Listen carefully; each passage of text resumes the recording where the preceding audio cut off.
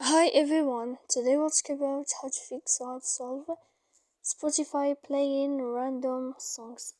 To know how to fix or solve Spotify playing random songs, you should just go to settings. Here in this page we click apps, default apps, app settings. Here you will search about Spotify, you'll find it here. Then we click on first stop and we click OK.